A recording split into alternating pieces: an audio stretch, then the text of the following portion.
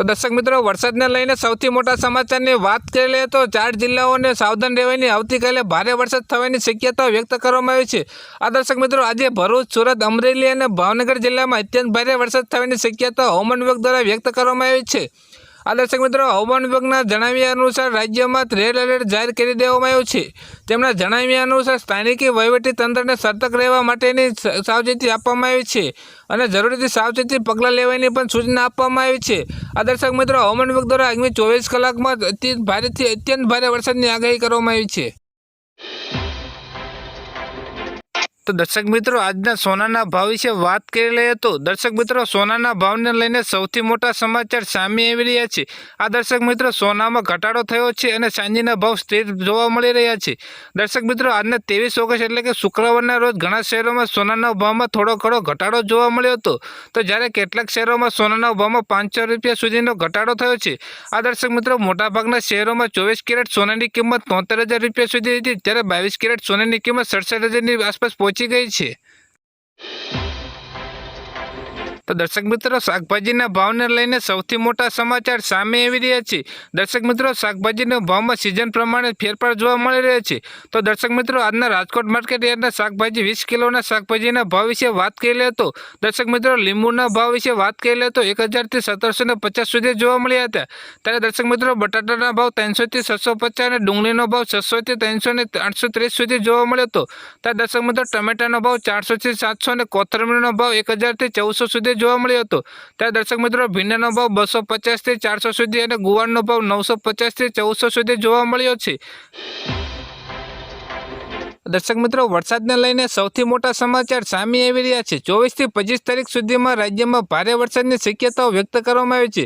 આ દર્શક મિત્રો, ગુજરાતના તમામ જિલ્લાઓમાં ભારેથી અતિ ભારે વરસાદ પડવાની શક્યતાઓ વ્યક્ત કરવામાં આવી છે.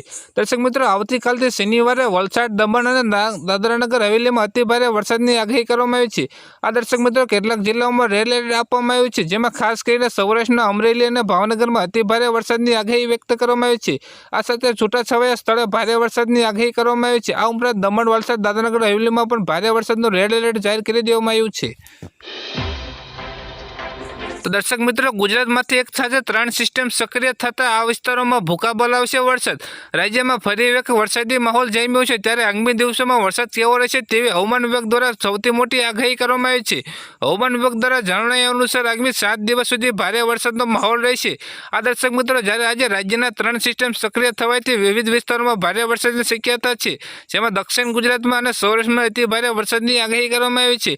આ દર્શક મિત્રો, હવામાન વિભાગ દ્વારા 3 સિસ્ટમ સક્રિય થવાથી રાજ્યમાં ઠેર ઠેર વરસાદ પડી શકે છે તેવી સૌથી મોટી આગાહી વ્યક્ત કરવામાં આવી છે. તો દર્શક મિત્રો, રેશન કાર્ડ ધારકો માટે ખુશીના સમાચાર સામે આવી રહ્યા છે. આ દર્શક મિત્રો, જન્માષ્ટમીને લઈને રેશન કાર્ડ ધારકો માટે મોટી ભેટ સામે આવી રહી છે. તો કેટલી વસ્તુ મળશે તે વિગતવાર જાણી લઈએ.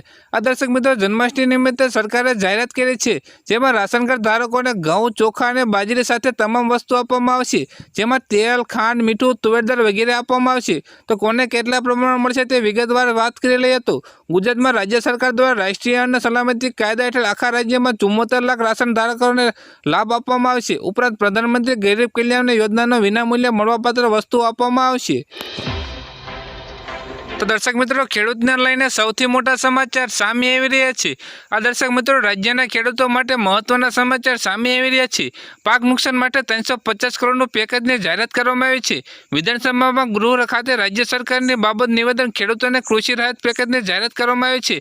દર્શક મિત્રો, કૃષિ મંત્રી રાઘવજી પટેલે જણાવ્યું હતું કે ગુજરાતના કેટલાક જિલ્લાઓમાં જુલાઈમાં 2024 દરમિયાન વરસેલા અનરાધાર વરસાદના કારણે ખેડૂતોને ખેતી અને બાગાયતી પાકોને વ્યાપક નુકસાન થયું છે, જેમાં વિધાનસભા ગૃહમાં જાહેરાત અંગેનું મહત્વનું નિવેદન આપવામાં આવ્યું છે. જેમાં કૃષિ મંત્રી રાઘવજી પટેલે જણાવ્યું છે કે ગુજરાતના કેટલાક જિલ્લાઓમાં માસ દરમિયાન નુકસાન થયું છે, તેમનું વળતર ચૂકવવામાં આવશે. ખેડૂતોને પાક નુકસાનનું બાગાયતી પાકોને વ્યાપક પ્રમાણમાં નુકસાન થયું છે, તેનું વળતર પણ ચૂકવવામાં આવશે. તો દર્શક મિત્રો, પીએમ મોદીને લઈને સૌથી મોટા સમાચાર સામે આવી રહ્યા છે. પીએમ મોદી યુક્રેનમાં પહોંચી ગયા છે, ત્યારે અમેરિકાએ મોટી જાહેરાત કરી છે. વડાપ્રધાન નરેન્દ્ર મોદી એક દિવસીય યુક્રેનની મુલાકાતે પહોંચ્યા છે, ત્યારે અમેરિકા યુક્રેન માટે $125 મિલિયન સૈન્ય જાહેરાત કરી છે. તો દર્શક મિત્રો, લાંબા સમયથી રશિયાની સાથે યુદ્ધમાં ફસાયેલા યુક્રેનની મુલાકાત લેનાર નરેન્દ્ર મોદી દેશના પ્રથમ વડાપ્રધાન છે. તો દર્શક મિત્રો, વરસાદને લઈને સૌથી મોટા સમાચાર સામે આવી રહ્યા છે. અમદાવાદ હાઈવે બેટમાં ફરવાયો. નદીમાં જેમ વહેતા થયા પાણી. અંબાજીમાં અડધો કલાક પાણી જ પાણી થઈ ગયું હતું. બજારોમાં નદીની જેમ વહેતા થઈ ગયા હતા. અંબાજીમાં ધર્મશાળા પરિસરમાં પાણી ઘૂસ્યા હતા. અંબાજી અમદાવાદ હાઈવે બેટમાં ફરવાયો છે, જેમાં અંબાજીમાં અડધો કલાક જ પાણી થઈ ગયું હતું. બજારોમાં નદીની જેમ પાણી વહેતા થઈ ગયા હતા. અંબાજીની ધર્મશાળા પરિસરમાં પણ પાણી ઘૂસ્યા છે. હાઈવે પર પાણી થઈ ગયું છે.